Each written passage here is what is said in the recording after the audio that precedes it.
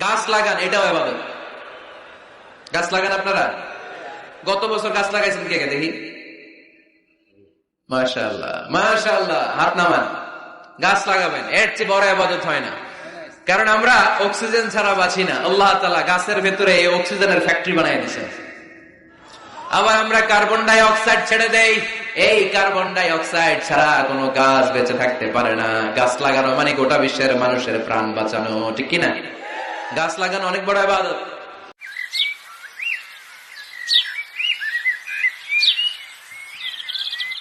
এখন অনেকে roof gardening করে। রুফ গার্ডেনিং মানে ছাদের, বাসার ছাদের উপরে কি সুন্দর পেঁপে গাছ, আম গাছ।